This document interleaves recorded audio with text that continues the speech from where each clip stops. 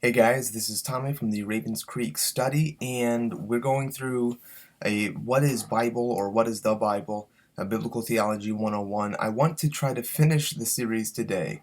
Might be a little ambitious, I'm not sure, but today we're looking at the teaching of the apostles. So this is kind of like a lump sum overview of Romans through Jude. If you can't tell from that, we're not getting into any specific texts. We're seriously just backing it up to the point where we're asking the question, what is it that we should be comprehending from each of these epistles? What is it that each one of them, if we traced a line through them all that connects them all, what's the overarching mindset that even that it's probably going to be so minimal that I'm not sure if we can even really uh, suggest that it's going to be something of depth and caliber to giving you a great understanding, but this will give you somewhat of a framework, and it'll help you well, anyways, I'll just go into it. So the apostles taught a continuation of the prophetic message. For those of you who watched the prophetic expectancy video, I'm going to try to tie some of the loose ends here. This is what the apostles taught is not some sort of new revelation in the sense that, God had never done this before, he had never spoken this before. Now suddenly with the apostles and with the advent of Jesus and his ascension and the outpouring on Pentecost, now suddenly there's something completely new that is happening. Instead, the apostles continue to point back to the Old Testament and say, what you're seeing here is what we saw back then. It's what the prophets declared. It's what the Torah, what specifically usually Deuteronomy, but sometimes you'll find parallels in the book of Exodus or in the book of Leviticus even. Some of the things that they try to tell you, this is going back to this. Here's the larger picture of what we're seeing. You're seeing it worked out in our midst here. So the apostles, everything lines up with the prophetic expectancy. Everything lines up with what had already been expected through the, if I can say, literal translation of the Old Testament texts. This is why when the apostles teach regarding eschatology, they will purposefully explain things like adoption, inheritance, tribulations, and overcoming, because all of these have Old Testament basis to understand. So, truly everything the apostles taught had an eschatological component to it. This is, pardon me, getting a message. What I want to put here, I've got another series that I'm currently beginning. It's Eschatology 101 or End Times 101. Both of the playlists are the same series. And in one of the videos, I think it's even the second video, it's everything is eschatological. Everything is end times focused. The apostles were able to pick up on this, that everything of the Bible seems to have an eschatological component to it. And so all of their teachings, it's searching towards that end time, to that eschaton, to the end of the age, the last things that are to occur. So when you read of things like justification, this is not simply a statement of, we've been justified in Christ, we're no longer standing before the judge condemned in our sin. Now we know that we, through Christ and his redemption and his atonement, that we've been made atoned with. He's the propitiation. We've been made right before God. This is the classic definition of justification, but that's not specifically the only definition of justification. Justification has an end times significance. Yes, we have been justified, but we will be justified. There's a justification that contingents upon the very end of the age. And I think N.T. Wright also tried to point this out. I have not read what N.T. Wright said, but when he pointed it out, people like John Piper and James White, they lost their ever-loving minds. Once again, I don't know what N.T. Wright wrote, but just simply stating justification has an end times focus, why is that such a big deal? The unity of the saints comes straight from texts like Jeremiah 32:39 or Ezekiel 11:19, when the apostles tell us that we should be of one mind, or that we should have unity together as the believers in Jesus. These are prophetic texts. These are things that the prophets declared at the end of the age. This is what's going to be. And so the apostles are saying, look, the Messiah has come, so do everything you can to live this out. But that's not to say that what we're doing is what the prophets declared. And the reason for that, if you go back and you read those texts, you read them in context, there's no implication that there would be a struggle to be unified, to all be of one mind. There's no implication that it would be difficult. It's just going to be. So obviously these texts have not come to ultimate fruition. However, there is a real sense in which the apostles continue to go back to it and say, look, this is what's supposed to happen when the Messiah has come. Messiah has come. He's coming again, and this is going to be the ultimate fulfillment. But he has come, so therefore do everything you can to live at peace with one another, to be unified in the body, to have one mind in Christ, to all have the mind of Christ. So because the New Testament witness is built upon the prophetic expectancy, and not the other way around, we need to examine the claims of the New Testament in the Old Testament context. So what am I getting at here? This goes back to one of the first videos in this series, actually. I pointed out in one of the first videos that a lot of people, the way they read their Bible, is that they've got kind of this timeline where you have the creation of the world, and in the middle is where Jesus died, and then you've got the last half, and then at the very end is the end of the age. And since we're in that last part of the timeline, after Jesus has come, died, resurrected, ascended, etc., we are now in a New Testament, and we're going from the New Testament, and we look back upon the Old with that New Testament context. That's the way most people do their theology. That's the way most people read their Bible. What I'm suggesting is that we go from the very beginning, that on the seventh day God rested. In the book of Hebrews, when you read Hebrews chapter 3 and 4, I think it's actually 4 specifically that says this. I think verse 6 or verse 8, somewhere in there.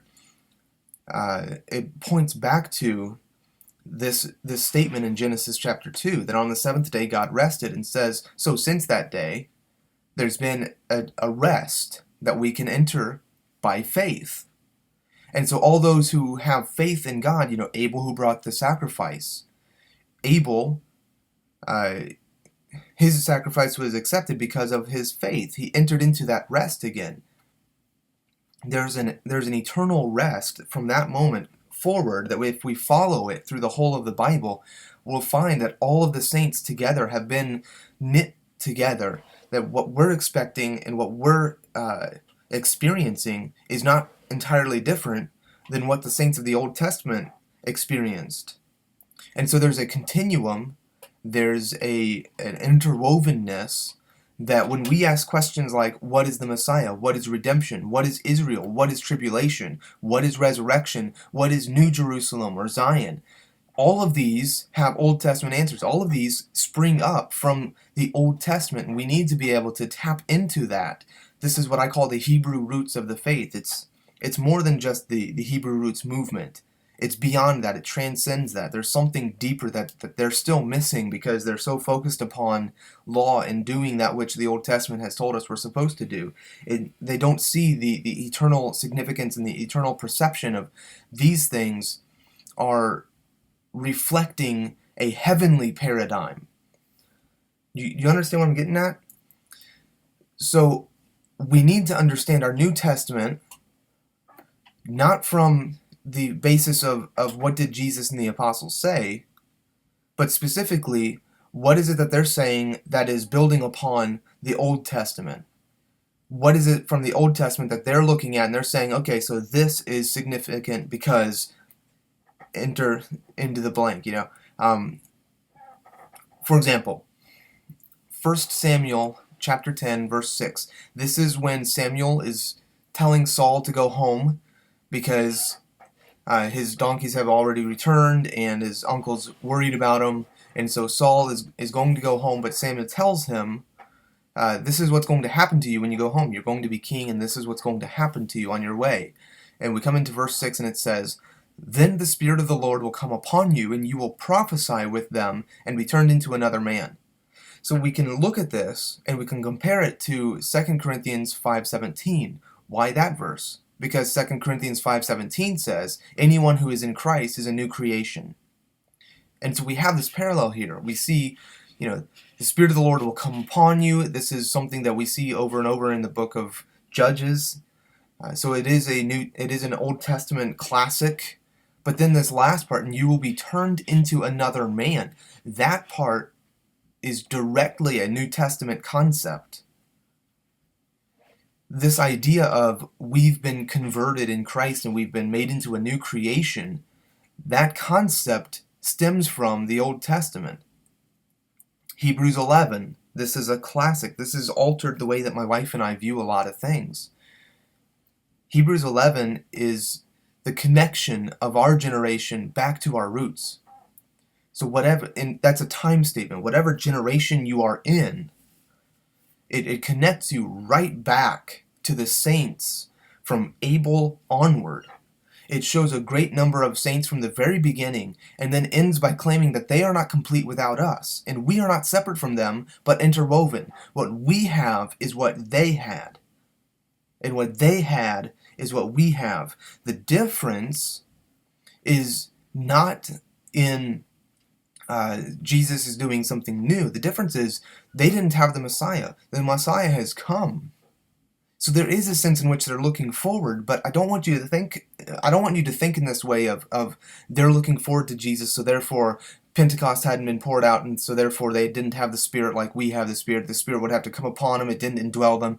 Those statements are not true. When the Old Testament declares that the Spirit came upon someone, it is this idea of indwelling them. And there are places in the Old Testament, I'd have to look them up, but there are a few places where it does talk about the Spirit being in someone. That is a false, it's a false statement. It's a false teaching of what people think when they start to think that the New Testament is something utterly different. We have something bigger and better. No, we're connected to what they had and to what they were. The difference is Mashiach has already come now. He's come the first time. He has established the kingdom upon the earth. There is something that we have that they don't, but it's not on the basis of our salvation or what we had, the outpouring of the Spirit being greater, or these sorts of statements that people try to make. What we have, and the author of Hebrews points this out over and over and over again, what we have is we understand now there's an eternal perception. We are no longer underneath this Aaronic priesthood where Aaron is established as on a sacerdotal system. Excuse me a minute.